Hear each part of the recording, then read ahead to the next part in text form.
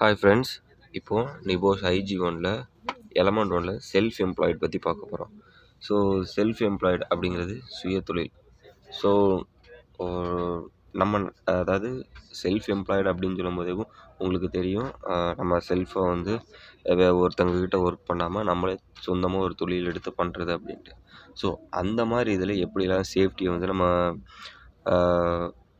அதாவது நம்ம இந்தியாவில் எப்படின்னு எனக்கு சரியாக தெரில. பட் கல்ஃபை பொறுத்த வரைக்கும் ஸோ இதுக்குன்னு சொல்லி தனியாக ஒரு ஆர்கனைசேஷன் ஃபார்ம் பண்ணியிருக்காங்க. ஸோ அந்த சட்டத்துக்கு கீழே தான் அவங்க வருவாங்க. ஸோ நம்ம இந்தியாலாம் இருக்கலாம் மோஸ்ட்லி இந்த சிறு தொழில் குறு விவசாயிகள் ஸோ இந்த மாதிரிலாம் சொல்கிறோம் பார்த்தீங்களா. ஸோ அதுக்குள்ளே அவங்க வரலாம். ஸோ எனக்கு அதை பற்றி தெரில. பட் ஆனால் நம்ம இதை பற்றி பார்ப்போம். ஸோ இவங்க வந்து லைக் வாங்க, the duties of self employed under general national legislation. So general national legislation tend to be somewhat limited.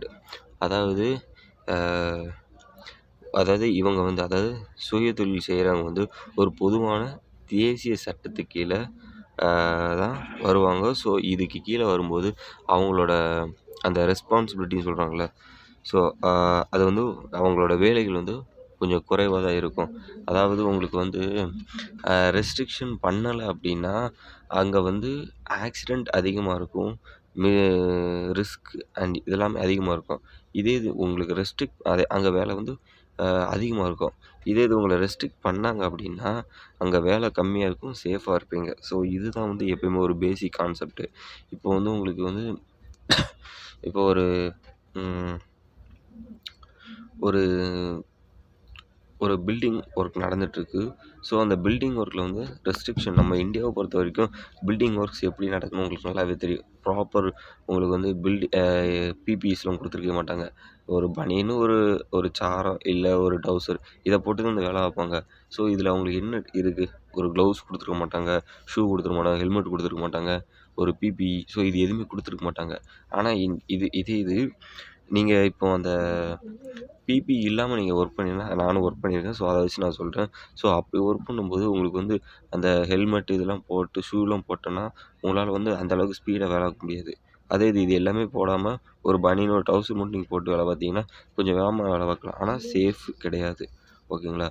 So இதை தான் இங்கே சொல்லியிருக்காங்க. ஸோ செல்ஃப் எம்ப்ளாய்டாக நீங்கள் ஒர்க் பண்ணுறவங்க நாங்கள் சொல்கிற சட்டத்துக்கு கீழே தான் நீங்கள் ஒர்க் பண்ணணும்.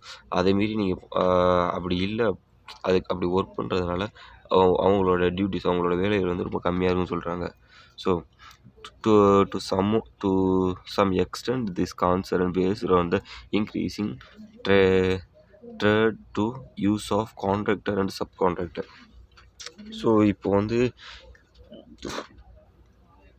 நம்ம இப்போ பிளான்ட்டில் வந்து கான்ட்ராக்ட் எடுத்திருப்பாங்க. ஸோ ஒர்க் பண்ணுறதுக்கு அந்த பிளான்ட்டோட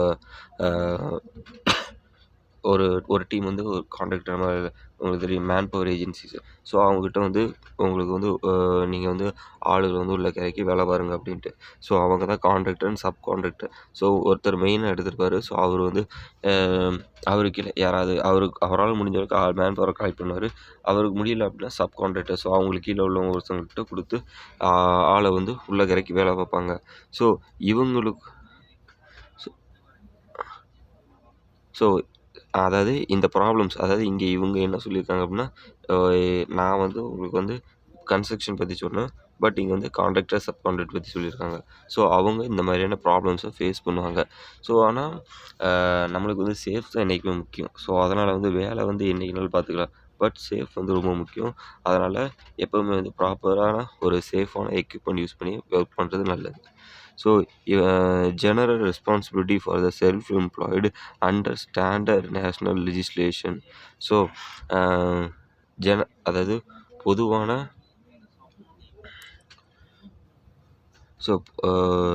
இந்த ஸ்டாண்டர்ட் நேஷ்னல் லெஜிஸ்லேஷன். ஸோ இது வந்து ஒவ்வொரு கண்ட்ரிக்கும் ஒவ்வொரு விதமாக வேரி ஆகும். ஸோ பேஸ்ட் ஆஃப் அந்த கண்ட்ரியோட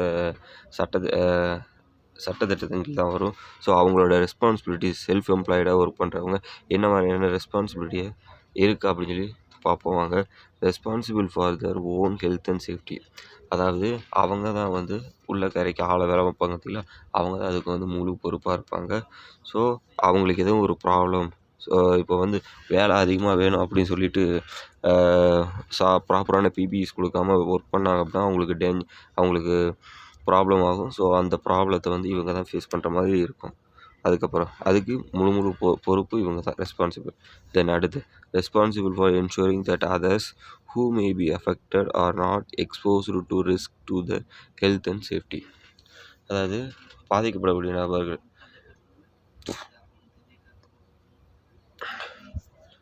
பாதிக்கப்படக்கூடிய நபர்கள் வந்து தங்களோட அதாவது அவங்களோட உடல்நலத்துக்கு எந்தவித ஆபத்தும் இல்லை அப்படிங்கிறத வந்து அவங்க வந்து உறுதி செய்யணும் அப்படின்னு சொல்லி சொல்கிறாங்க. உறுதி செய்யணும் மீன்ஸ் அப்படின்னா உள்ளக்க ஒர்க் பண்ணுறவங்க. ஸோ இவங்க எல்லாத்துக்குமே கட்டுப்பட்டு தான் வராங்க. ஸோ வந்து எனக்கு ப்ராப்பரான பிபிஇ வேணும்னு சொல்லி இவங்க தான் கேட்கணும். அப்படி கேட்காம இவங்க ஒர்க் பண்ணாங்க அப்படின்னா ஸோ அதுக்கு பொறுப்பு இவங்களாக தான் இருப்பாங்க. ஸோ இந்த டாபிக் அவ்வளோதான். செல்ஃப் எம்ப்ளாய்டு பற்றி இவ்வளோ தான் கொடுத்துருக்காங்க. ஸோ இந்த வீடியோவில் எதுவும் டவுட்ஸ் இருந்துச்சுன்னா கீழே கமெண்ட் பாக்ஸில் கமெண்ட் பண்ணுங்கள். உங்களுக்கும் ஏதாவது சஜஷன் சொல்லணும்னா சொல்லுங்கள். ஸோ நான் கொடுத்த அந்த கண்டென்ட்டுக்கு தான் நான் கரெக்டாக பேசுகிறேன்னா அப்படின்னு சொல்லிட்டு நீங்கள் சொல்லுங்கள். நிறைய பேர் பெரிய பெரிய என்னை விட எக்ஸ்பீரியன்ஸான ஆளுங்களை நீங்கள் பார்ப்பீங்க. ஸோ அதனால் வந்து நீங்களும் உங்களுக்கு தெரிஞ்ச அந்த கண்டென்ட்டை நீங்கள் சொல்லலாம் தாராளமாக. ஸோ நான் அதையும் நெக்ஸ்ட் வீடியோவில் நான் சொன்ன இந்த பாயிண்ட்டுக்கு வந்து நான் சொன்னது தப்பு. ஸோ நீங்கள் சொல்லுங்கள். அவங்க சொன்ன பாயிண்ட்டை வந்து நான் கண்டிப்பாக அக்செப்ட் பண்ணிவிடுவேன். ஸோ கரெக்டாக இருந்தால் ஓகேங்களா. ஸோ நீங்கள் சொன்ன அந்த பாயிண்ட் வந்து இதுக்கு வந்து இந்த டெஃபினேஷன் தப்பு, இதுதான் கரெக்ட் அப்படின்னு சொல்லுங்கள். நான் கண்டிப்பாக நெக்ஸ்ட் வீடியோவில் கண்டிப்பாக கன்வே பண்ணுவேன். ஸோ தேங்க்யூ ஃபார் வாட்சிங் this video. Have a nice day. Safety first, be the best.